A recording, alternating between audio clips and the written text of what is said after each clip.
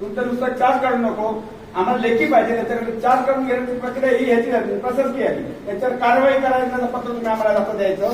दुसरी गोष्ट, पुढच्या टायमाला पगार आमचे शिक्षकांना आल्याशिवाय तुम्ही अधिकारी वर्ग कोण पगार घेणार नाही असं त्याच्यामध्ये उल्लेख पाहिजे, समजलं का? दुसरी गोष्ट, मी एक जे पत्रकार आहे आणि सगळे लोक याच्या पुढे जाहीर सांगतोय, या ऑफिसकडनं साधे दाखले पण वेळी मिळत नाही, प्रस्ताव वेळी जात नाही, समजलं ना? त्यामुळे ते दरपत्रक लावावं, आम्हाला दरपत्रक आणण्याच्या प्रश्न लोक सुटतील तर आम्ही यातून समाज लावणार आहोत. मी मुद्दाम माझ्या पत्रकारांसमोर बोलतो आणि हे बोलतोय, हे तुमचे आरोप असेल तुम्ही माझ्या अभिरुक्ष दावा करा, मी त्याच्या संदर्भात पुरावे सिद्ध करून टाकेल. तुमच्याकडनं हे जाणीवपूर्वक काम होत नाही.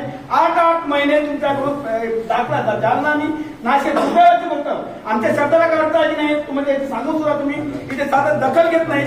8 महिने जर की नाही फाईल मिळत नाही, आम्ही तुम्हाला हे कारण चालेल का?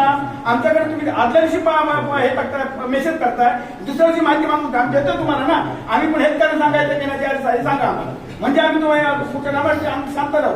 आणि दुसरी गोष्ट म्हणजे तुम्ही आता लेखी पत्र दिलं नाही, आम्ही तुमचा विश्वास ठेवू, आम्ही आता थांबू.